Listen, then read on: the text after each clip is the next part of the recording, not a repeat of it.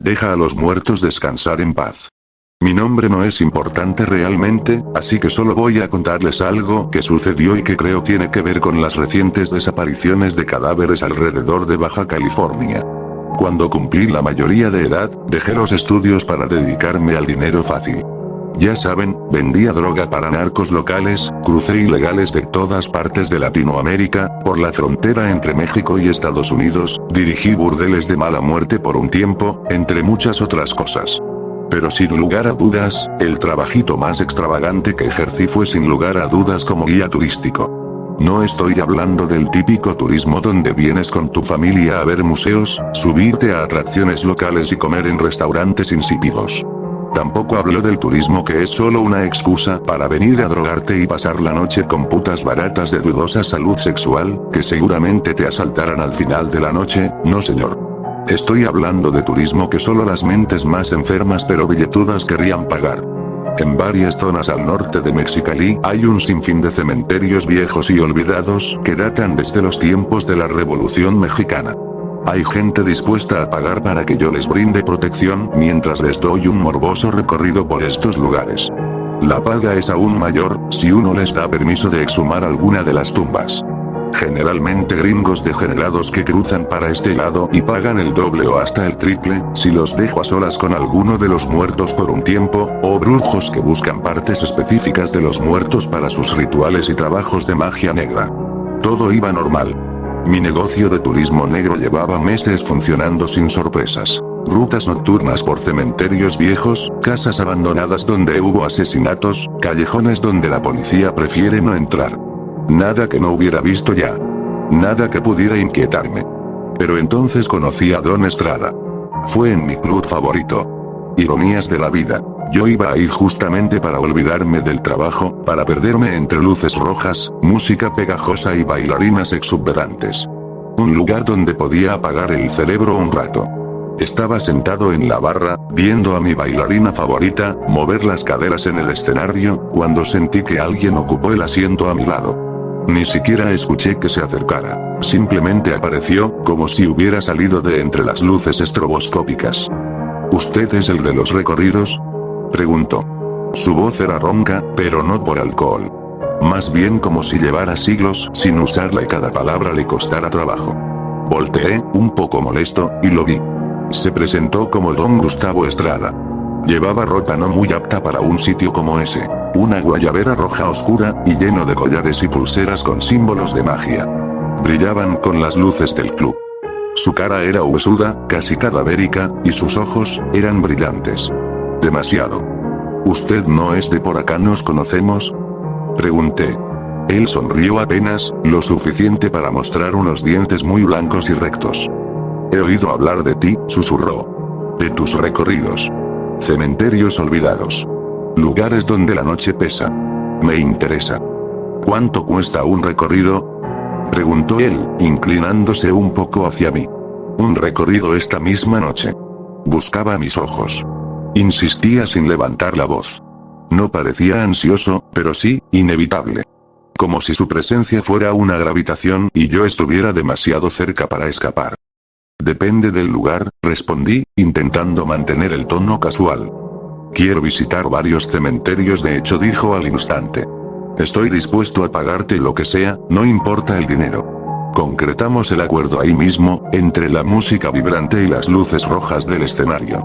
Don Estrada no regateó, no preguntó detalles, no pidió garantías. Solo recalcó que quería el recorrido esa misma noche y deslizó una cantidad absurda de billetes sobre la barra, como si fuera lo más normal del mundo pagar tanto por caminar entre tumbas. No era el primer cliente excéntrico que tenía, pero sí el primero cuyo dinero parecía no importarle ni en lo más mínimo, ni los gringos me hubieran pagado tanto. Yo acepté. Claro que acepté. Nunca había visto esa suma junta y, además, había algo en la mirada de Estrada que me hacía sentir que negarme no era una opción. Nos fuimos unas horas después, cuando ya casi daban las 12. El club se quedaba atrás, iluminado por un neón parpadeante que parecía un pulso moribundo. Afuera, el aire era frío y húmedo, y el silencio había borrado toda la música de mis oídos. Generalmente, mis recorridos eran planeados con 1 o 2 días de anticipación. Hacía una inspección rápida de las rutas, me aseguraba de que no hubiera vagabundos durmiendo en las criptas ni animales merodeando. Y siempre comenzábamos alrededor de las 10, nunca más tarde. Si ya de por sí, los cementerios eran muy peligrosos a esa hora, imagínate cómo estaban después de la medianoche. Pero el dinero que ofrecía Don Estrada hacían que valiera la pena.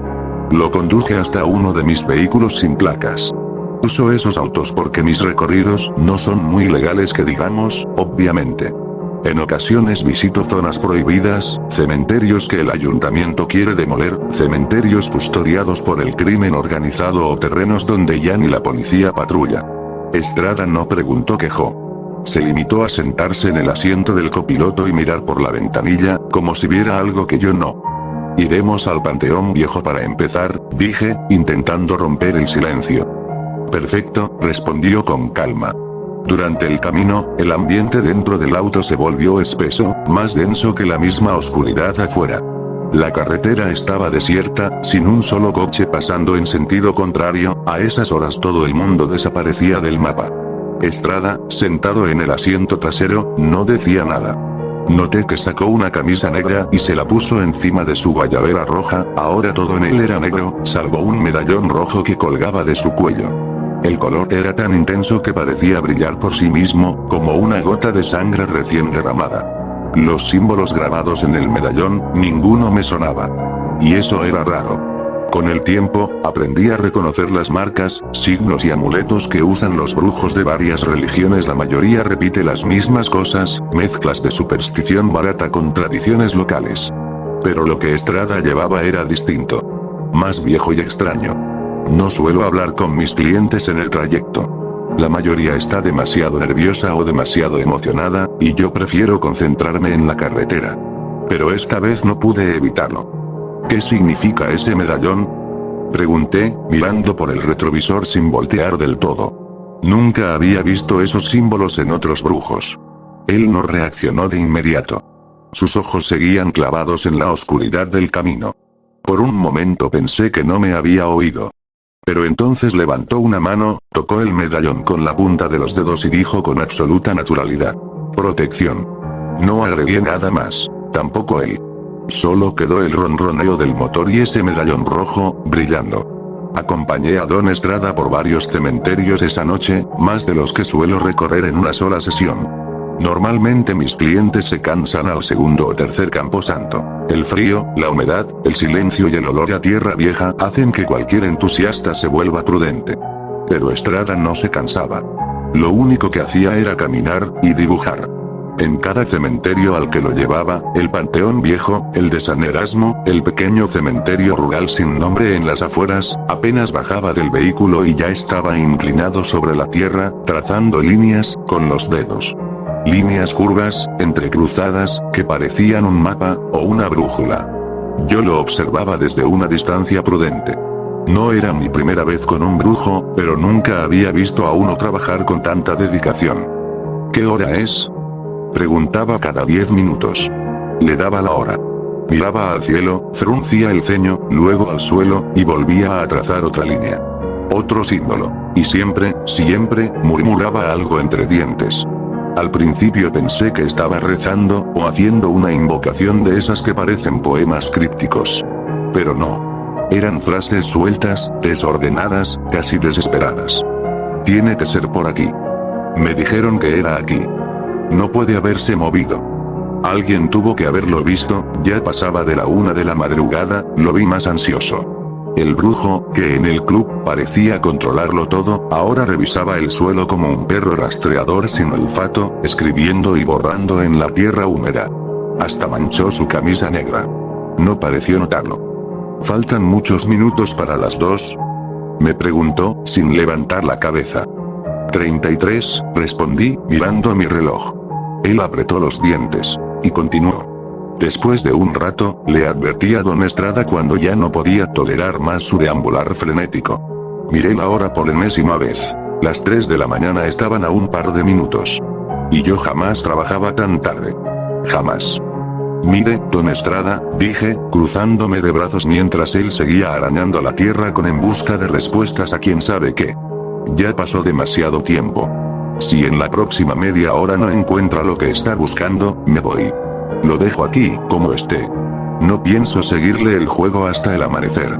Nada, ni una palabra. Seguía inclinado, respirando rápido, trazando líneas que ya ni parecían símbolos sino desesperación hecha garabato. Estuve a punto de repetirlo, más fuerte, cuando finalmente se detuvo. No se levantó. No me miró. Solo quedó inmóvil, como si escuchara algo debajo del suelo. Sus dedos, llenos de tierra y de ese polvo rojizo que a veces sale de tumbas muy viejas, temblaron levemente. «Estamos cerca», susurró. La forma en que lo dijo, no sonó a alivio, ni a triunfo. Sonó a miedo contenido. Se incorporó, respirando profundo, y apuntó hacia un sendero casi devorado por la maleza, un camino que ni yo recordaba haber visto aunque había visitado ese terreno varias veces. «Ahí», dijo. «Es ahí». Conduje el vehículo unos metros más, iluminando el terreno con los faros. Y entonces lo vi. Un portón oxidado, torcido, sin nombre. Apenas un arco de metal carcomido por la lluvia. Un panteón tan pequeño que parecía un patio abandonado. Ni siquiera figuraba en los registros municipales. Un cementerio, si es que se le podía llamar así. Estrada tocó una de las estatuillas de piedra antigua. Y como si tan solo con el tacto tuviera el conocimiento, me comentó que ahí enterraban las viudas a sus maridos durante la revolución. Ahí tiraban algunos narcos los cuerpos de enemigos más insignificantes. Ahí los pobres sepultaban a sus muertos sin funerales, sin nadie que llorara por ellos. Era más un depósito de vergüenza que un cementerio, un lugar donde se dejaban los cuerpos que nadie quería reclamar. Estrada pasó bajo el arco de la entrada como si hubiera estado ahí cientos de veces. Yo dudé en cruzar. No sé si fue el olor, el silencio, o la sensación de que la tierra misma estaba olvidada. Como si el mundo la hubiera borrado a propósito. Pero él avanzó, y su medallón rojo brilló entre la oscuridad como un faro enfermo. «Aquí», dijo con voz firme. «Aquí es donde está lo que vengo buscando». Y yo, por primera vez en toda la noche, sentí que no quería saber qué era, ni por qué demonios me había traído hasta ese lugar. Estrada corrió. No caminó, no avanzó con cautela. Corrió, como desesperado. La penumbra lo tragó en segundos. Su silueta negra se fundió con la tierra y las lápidas rotas. Yo dudé apenas un instante y fui detrás de él. Lo encontré unos metros más adelante. O más bien, lo escuché antes de verlo. Un sonido seco, como un sollozo ahogado. Cuando mi linterna por fin lo iluminó, Estrada estaba quieto, completamente inmóvil, mirando hacia una tumba abierta. «No», murmuró, temblando. «No puede ser, no puede ser». Me acerqué un poco y, sinceramente, no vi nada extraordinario. La tumba estaba exhumada, la tierra removida, las tablas del ataúd destrozadas. He visto cosas mucho peores en otros cementerios. A mi juicio, solo era un robo. Alguien se había adelantado. Algún loco, algún profanador, algún enemigo del brujo. Nada nuevo. ¿Esto era? Pregunté, cansado. Seguramente otros se llevaron lo que buscabas. Pasa más de lo que cree. Pero Estrada no escuchaba razones. Ni siquiera parecía escucharme. Miró alrededor con los ojos completamente desorbitados, como si algo pudiera saltar de entre las lápidas en cualquier momento. Luego se aferró a mí. Apretó mis brazos con una fuerza que no imaginé que tuviera. «Llegamos tarde», jadeó. «Muy tarde». Su voz se quebró. «Tenemos que irnos. Ahora». «¿Qué?» «Maldito seas, Gregorio», gritó de pronto, elevando la voz hacia el cielo oscuro. «Maldito sea el día en que naciste». El nombre me recorrió como un escalofrío. No sabía quién era Gregorio ni por qué se suponía que debía importarme, pero para Estrada significaba algo terrible. Él intentó caminar hacia atrás, arrastrándome con torpeza, como si esperara que algo surgiera de la tierra en cualquier segundo. Yo traté de tranquilizarlo, de hacer que se moviera en línea recta para volver al vehículo. Teníamos que encontrar el sendero, o al menos la reja oxidada. Pero pronto me di cuenta de que habíamos avanzado demasiado dentro del panteón. La maleza, las tumbas sin orden, los árboles resecos, era como estar dentro de un laberinto. Y la oscuridad. La oscuridad pesaba. Mi linterna apenas iluminaba un círculo pequeño frente a nosotros. El resto era un manto espeso, absoluto, como si la noche allí fuera más vieja que en cualquier otro sitio. «No veo la salida», murmuré, intentando no sonar nervioso. Estrada apretó aún más mi brazo. No debemos quedarnos ni un minuto más, susurró. Él estuvo aquí. Él despertó. Me miró con una expresión tan rota que jamás olvidaré. Y si él ya no está ahí, entonces está en alguna parte.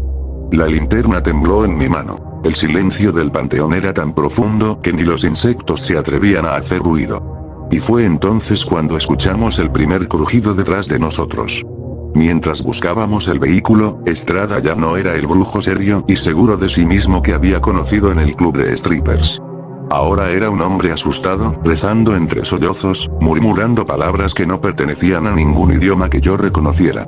Algunas eran agudas, otras guturales, todas dichas con desesperación. Asa, Noku, el Lam, por favor, balbuceaba, tropezando entre las tumbas. Yo lo sostenía del brazo, intentando mantenerlo en pie. La linterna marcaba un círculo tembloroso frente a nosotros, incapaz de romper la oscuridad que se apretaba alrededor como una boca cerrándose. Cada sonido lo hacía brincar. Cada roce del viento, cada crujido de ramas, cada piedrecilla rodando. Hasta que, de pronto, incluso yo lo escuché. Un sonido distinto, un sonido humanoide. Primero, unos pasos arrastrados.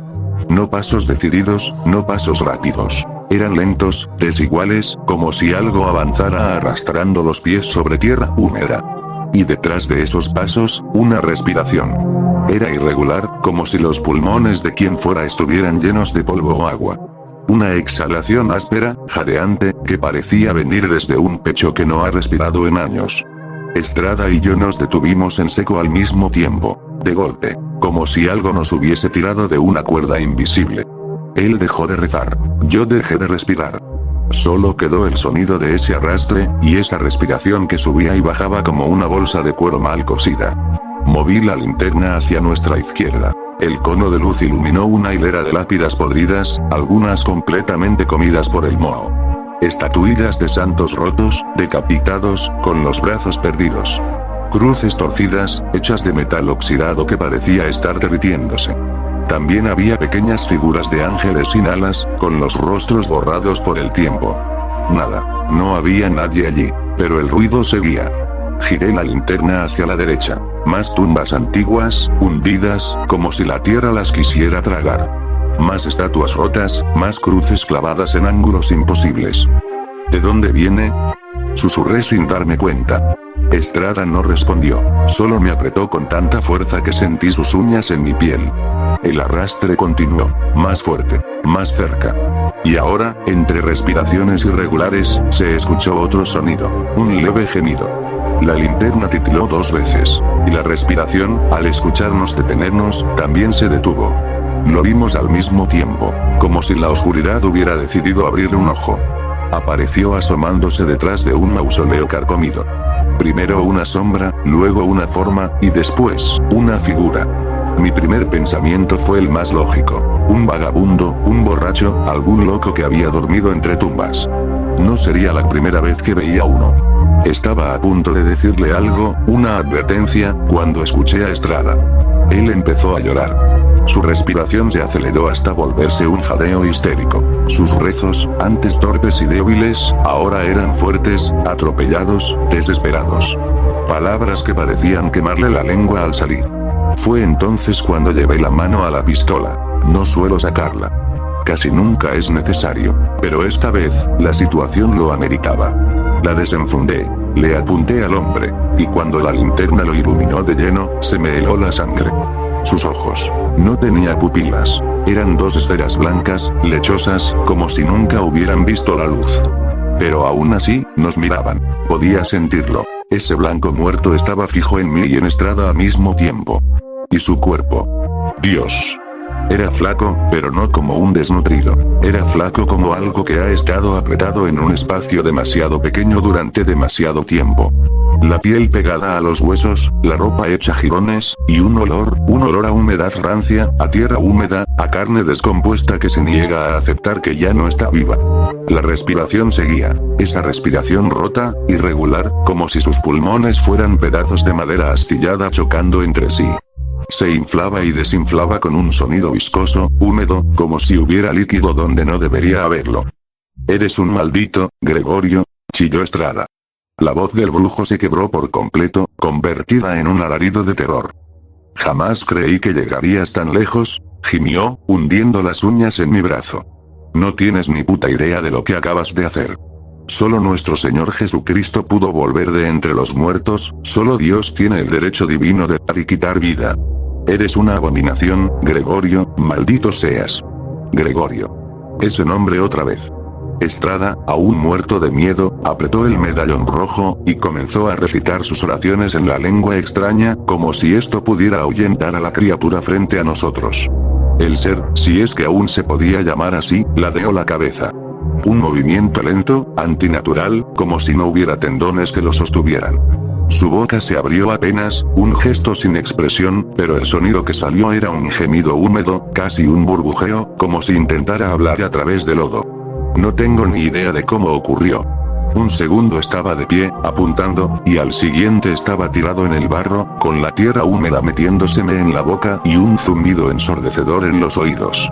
Antes de darme cuenta, Estrada ya estaba gritando mientras la cosa le mordía el cuello. Sus alaridos eran desgarradores, como si la voz humana se hubiera roto en mil pedazos. Mi instinto me hizo levantarme de un salto. Saqué la pistola y disparé varias veces, apuntando directamente a la criatura. 1, 2, 3 veces, pero no se inmutó. No pestañeó, no retrocedió, solo ladeó la cabeza, molesta, como si estuviera interrumpiendo de la cena. El horror me recorrió la espalda y algo dentro de mí gritó que no iba a ceder si no hacía algo más. No lo pensé. Corrí hacia ellos y con mis propias manos separé a Estrada de la criatura. Sentí su piel podrida bajo mis dedos, fría, rígida, como cuero viejo que se rompe al tocarlo. La arranqué de encima de él y la lancé hacia atrás, justo cuando apreté de nuevo el gatillo, esta vez a la cabeza. La última bala. La criatura cayó al suelo inerte con un golpe sordo. El silencio que siguió fue horrible, pesado, como si el cementerio contuviera la respiración.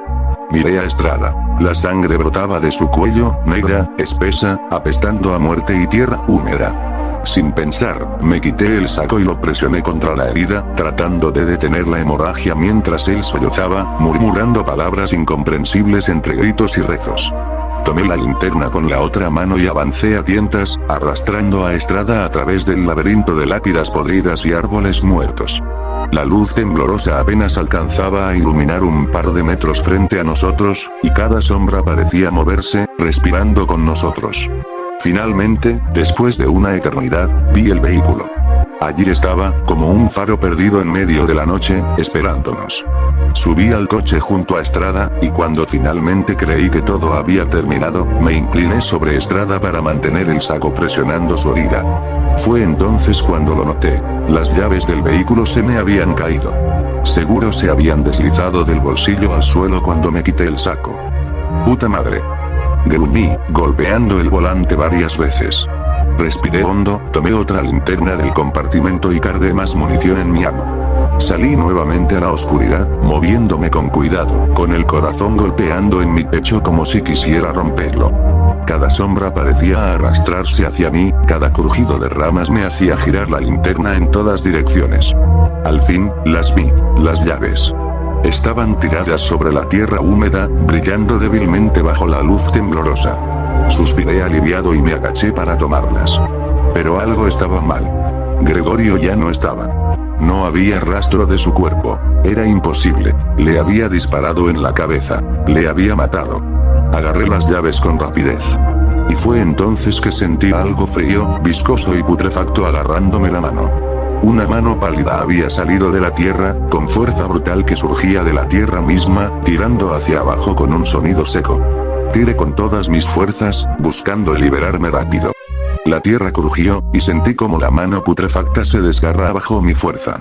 Un olor a muerte y tierra húmeda llenó mis fosas nasales mientras me quedaba con las llaves en la mano. Mi pecho subía y bajaba a un ritmo frenético. Y entonces, escuché los gritos de Estrada de nuevo, lejanos al principio, pero creciendo, desgarradores, llenos de terror absoluto. El pánico me congeló.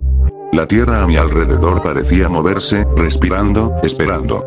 Y yo estaba atrapado en medio, con Estrada gritando, las llaves sangrando en mi mano y la certeza de aún no había terminado.